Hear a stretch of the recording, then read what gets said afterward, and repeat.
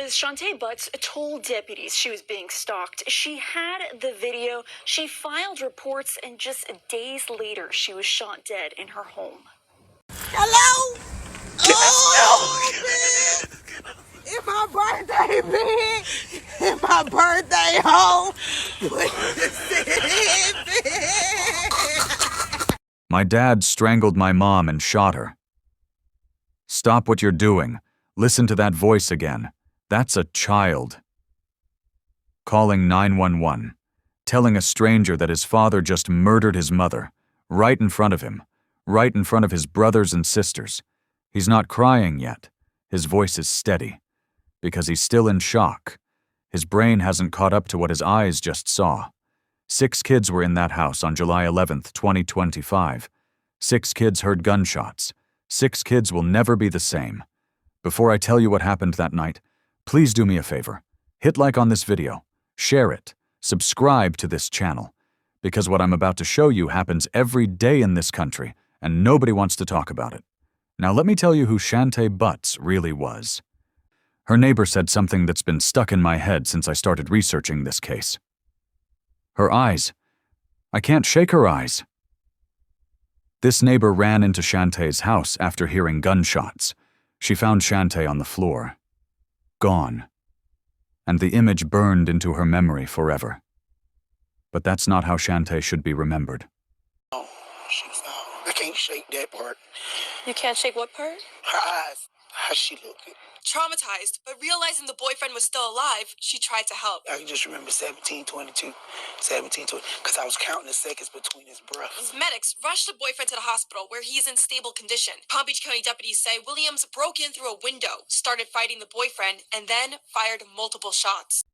Let me show you who she was before that night. Shantae was 31 years old, mother of 4. And if you asked anyone who knew her to describe her in one word, they'd probably say the same thing. Hustler. Not in a bad way. In the way that means she never stopped working, never stopped building, never stopped showing up for her kids. She ran a cleaning business, polished by Shay. She'd go into people's homes and transform them. Her clients loved her because she didn't just clean, she cared. She took pride in making spaces beautiful, but that wasn't enough for her. She also created custom flower arrangements, the kind you'd see on Instagram and think, where did they get that? Liquor bottle bouquets, money roses, creative stuff for birthdays, anniversaries, special occasions. She had an eye for it. People would order from her and tell their friends. And on top of all that, she was building a following online, posting videos, sharing her life, making people laugh while she talked about real problems. She called herself a comedian. Her content was raw, honest, no filter. Her followers saw someone who told the truth even when it hurt. But if you scroll through her page, you'll notice something fast. Everything comes back to her kids. Videos of them at school, her cheering at their games, family trips, birthday parties. Her oldest son scoring a touchdown, her daughter getting an award. She documented everything, and it wasn't performative. You can tell when someone's just posting for likes. This wasn't that. Shantae was genuinely proud. You could hear it in her voice, see it in her face. One video shows her at her son's football game. She's screaming from the stands, "That's my son! Y'all see my son!" Pure joy. That's what her kids will remember, that their mom showed up. Always. Her friend said in an interview, Shantae didn't just raise her kids. She was there for them. Like, really there. Because there's a difference between being a parent and being present. Shantae was both. She wanted to give them something she never fully had growing up. Stability. Security. The feeling of being chosen. See, Shantae was adopted as a child. She talked about this openly in videos, about how being adopted meant she belonged to a family, but there was always a question in the back of her mind. Where did I come from? Who are my people? As an adult, she went looking for answers, found her biological father. But it wasn't about replacing the family who raised her. It was about understanding her own story. That experience shaped everything about how she loved her children. She made sure they never questioned whether they were wanted. She told them, showed them, every single day. Her social media was full of those moments, the big ones and the small ones, because to Shantay, it all mattered. A lot of single mothers talk about feeling overwhelmed, stretched too thin, like they're drowning. Shantay felt that too.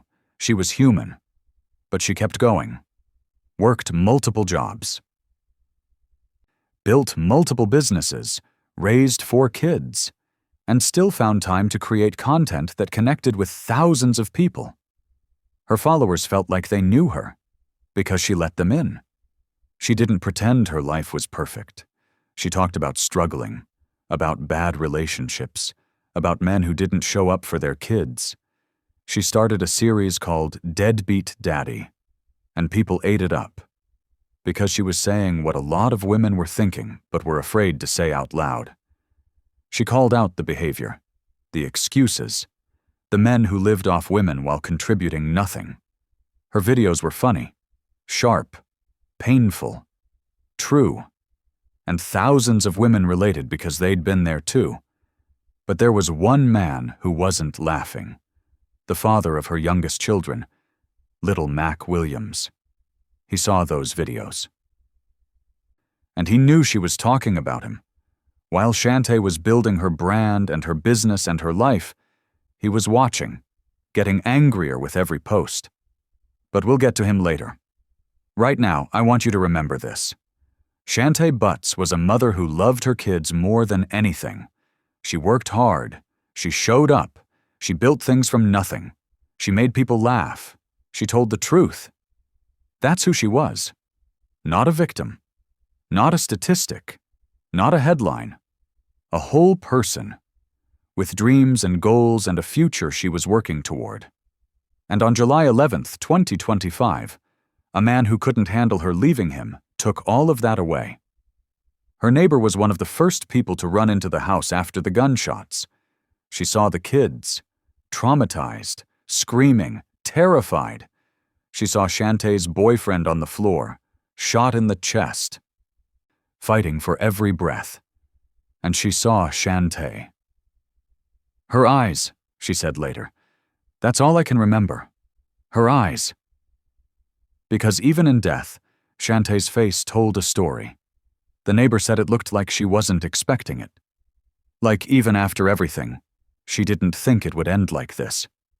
That's what kills me about this case. Shantay did everything right. She left him. She reported him. She documented everything. She installed cameras. She changed her number. She filed for protection. And none of it saved her. 6 kids were in that house. 4 of them lost their mother. All of them lost their childhood. The boy who called 911 will never forget the sound of his own voice saying those words. My dad strangled my mom and shot her. That's what Shantay's kids are left with. Now the man who destroyed it all. Little Mac Williams, 46 years old, nearly twice Shantay's age. And here's the thing that's going to make you angry. Everybody saw this coming. Co-workers, neighbors, people on social media, the police, the courts. Everybody knew he was dangerous, and nobody stopped him. Let's start with what people around Shantay noticed. Her co-workers at the cleaning jobs, they saw him show up places he shouldn't be, following her, waiting outside while she worked. July 1st, 2025. Shantay's at her job. And little Mac just shows up, out of nowhere. She pulls out her phone and starts recording because, at this point, she knows she needs proof of everything. Her co-workers are watching this happen. In broad daylight, in a parking lot. And you know what makes this worse? This wasn't the first time. This was just the first time she caught it on camera and posted it online. People who worked with Shantay said he'd done this before. Show up unannounced, make scenes, try to control where she went and who she talked to. One of her co-workers said, "We all knew something was wrong. The way he'd just appear, like he was tracking her. Now let's talk about what her neighbors saw. The week before Shantay died, neighbors heard him outside her house, late at night, banging on windows, yelling her name. One neighbor said she'd see him parked down the street, just sitting there, watching the house.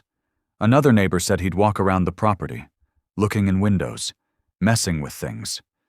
This wasn't subtle, people noticed. And it wasn't just random either.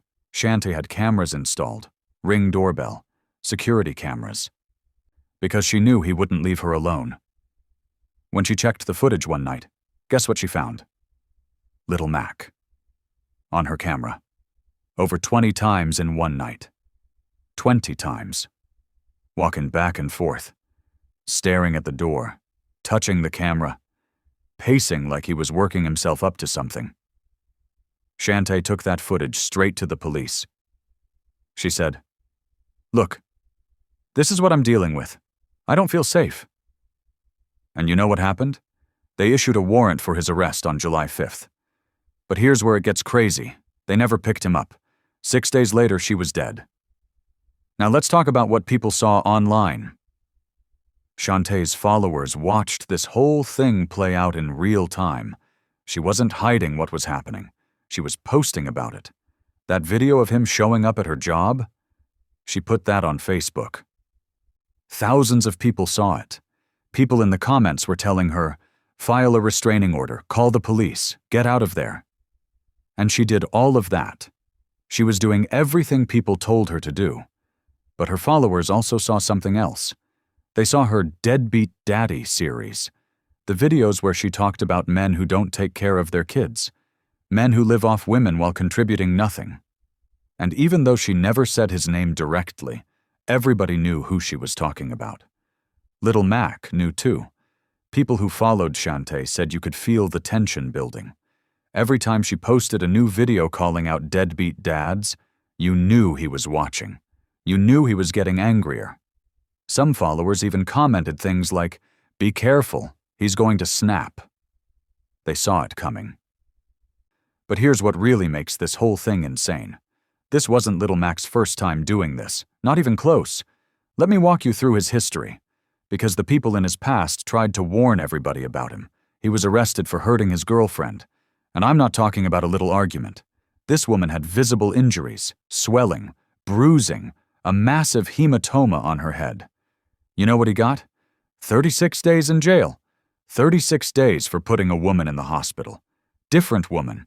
He starts stalking her, showing up at her house when she tells him not to, refusing to leave, messing with her security cameras. Sound familiar? He got arrested again. But this time they only convicted him of trespassing. Not stalking, just trespassing. He served 69 days. Another woman. He hit her in the head with an object during a fight, sent her to the hospital. Guess how long he spent in jail? 2 days. 2 days. You see the pattern here? He hurts women, gets arrested, barely gets punished, then goes out and does it again. And every time, the sentence gets lighter. Like the system just stopped caring. The women he hurt before Shantay tried to warn people. They told the courts he was dangerous. They said he wouldn't stop.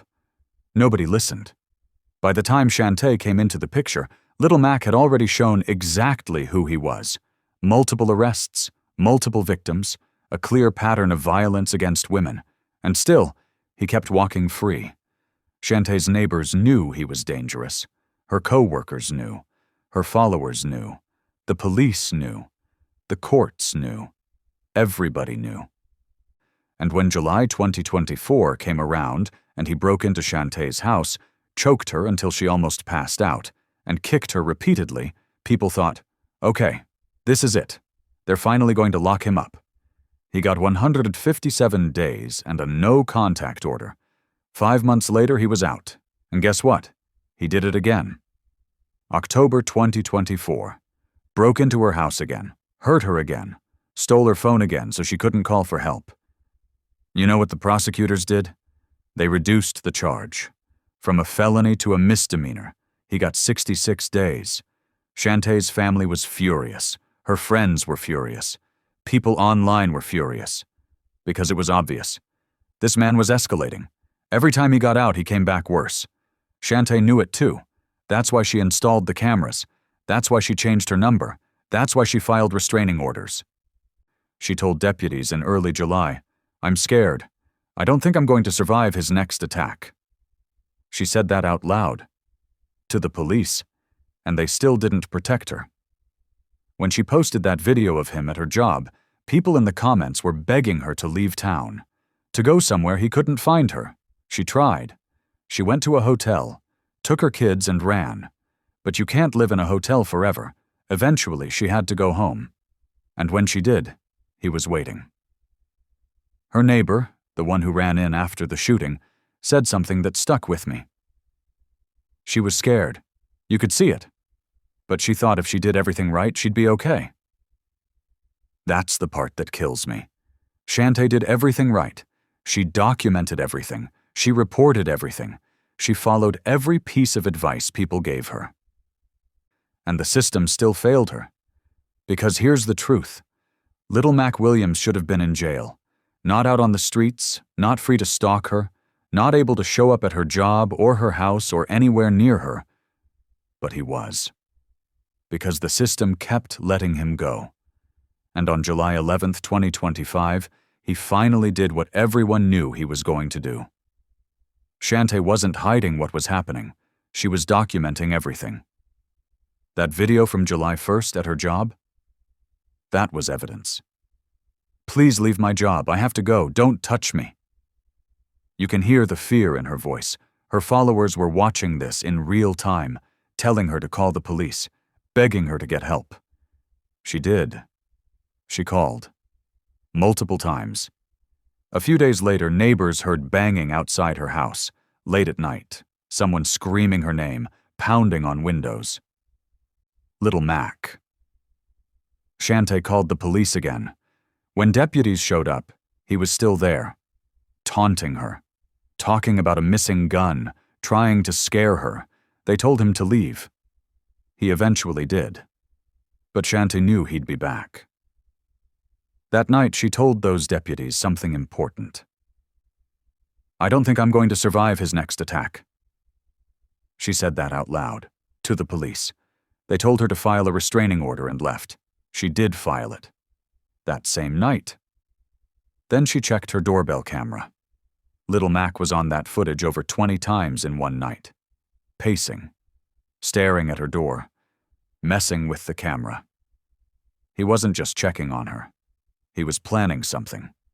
So Shantay grabbed her kids and ran. On July 5th, the court issued a warrant for his arrest. Finally. Shantay probably thought, "Okay, they're going to pick him up. I'll be safe." But they never picked him up. That warrant just sat there, and Little Mac stayed free. Her neighbors saw his car parked down the street in those final days, just sitting there, watching. Shantay's kids told her they'd seen him outside, looking in windows. They asked if he was going to hurt them. What do you say to that?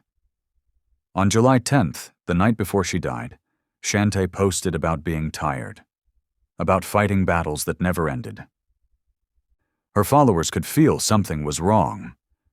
Less than 24 hours later, Little Mac broke through her window. He shot her boyfriend in the chest. The man survived, barely. Then he went after Shantay, strangled her, shot her, while her kids were in the house. One of her sons called 911. "My dad strangled my mom and shot her."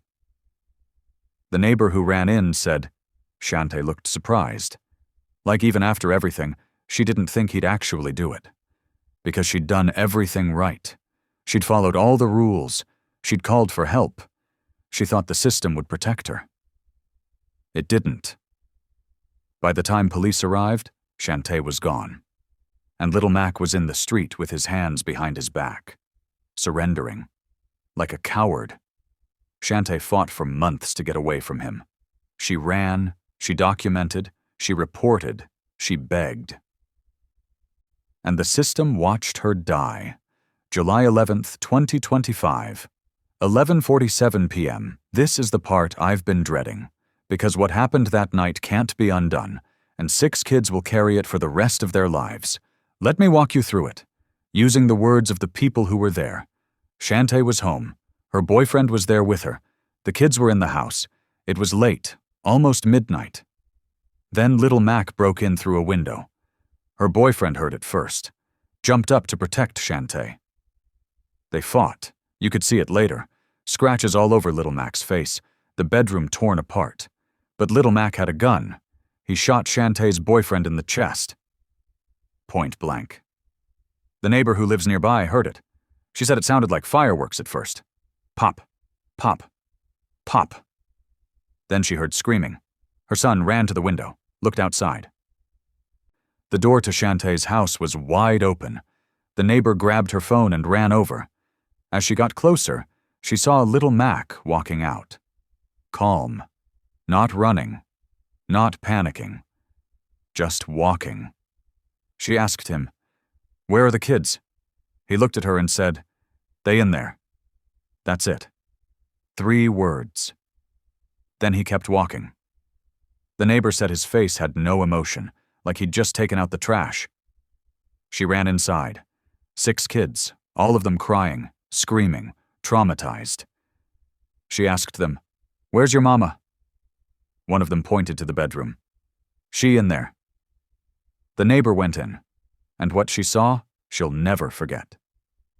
Shantae's boyfriend was on the floor, gasping, struggling to breathe, blood everywhere. She dropped down next to him, started counting his breaths. 17 seconds between each one. 17 seconds. She stayed with him. Kept talking to him, telling him to hold on. Then she looked over, and she saw Shante, on the floor, not moving. Eyes open. Her face, the neighbor said later. She looked shocked, like she wasn't expecting it. Even after everything, after all the threats, after all the violence, after telling police he was going to kill her, she still didn't think he'd actually do it. While the neighbor was inside trying to save Shantae's boyfriend, one of the kids had already called 911. The recording is hard to listen to.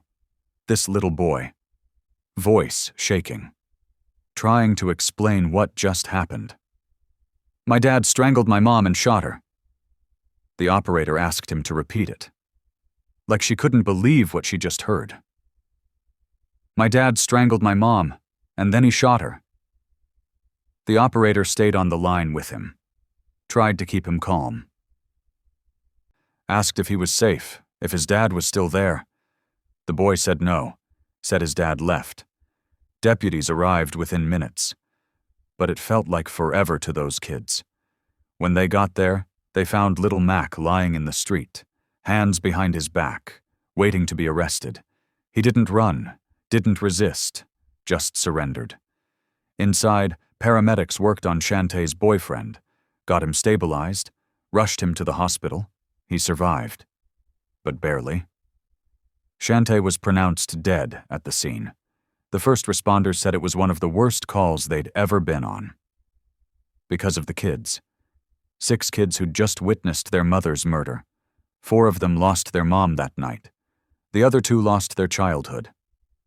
The community heard about it fast. Social media exploded. People who'd been following Shantae's story were devastated. Her friends posted tributes, talked about how hard she'd fought, how she'd done everything right. Her followers were angry, because they'd seen this coming. They'd watched her beg for help. They'd watched the system fail her over and over. Little Mac Williams is now sitting in Palm Beach County Jail. He's been charged with first-degree murder, attempted murder for shooting the boyfriend, and being a felon in possession of a firearm. He's facing life in prison without parole, maybe even the death penalty. But you know what? It doesn't matter. Because Shante is still gone. Her kids still don't have a mother. That boyfriend still has a bullet wound in his chest. Those 6 kids still have nightmares. No prison sentence brings her back. And here's what makes me furious. This was preventable. Little Mac had a history. Multiple arrests, multiple victims, Multiple warnings. The court issued a warrant for his arrest 6 days before he killed Shantay. 6 days. If they'd picked him up, she'd still be alive. If his previous sentences had been longer, she'd still be alive. If the system took domestic violence seriously, she'd still be alive. Shantay did everything you're supposed to do. She left him. She reported him. She documented everything. She got restraining orders. She ran to a hotel. She told police he was going to kill her. And they still couldn't protect her. So what needs to change? First, we need to stop giving violent offenders slaps on the wrist. Little Mac got 36 days for sending a woman to the hospital in 2014. 36 days. That's not justice. That's not consequences. That's a vacation. Second, restraining orders need teeth. Right now, they're just paper. They don't stop anyone who's already decided to hurt you. There needs to be immediate action when someone violates a restraining order. Not a warning, not a fine, jail time, real jail time. Third, when a warrant is issued, it needs to be executed immediately, especially in domestic violence cases, especially when the victim has already told you they fear for their life. That warrant sat for 6 days. 6 days that cost Shantay her life. And finally, we need to believe women the first time they tell us they're in danger. Shantay told deputies, "I won't survive his next attack." That should have been enough.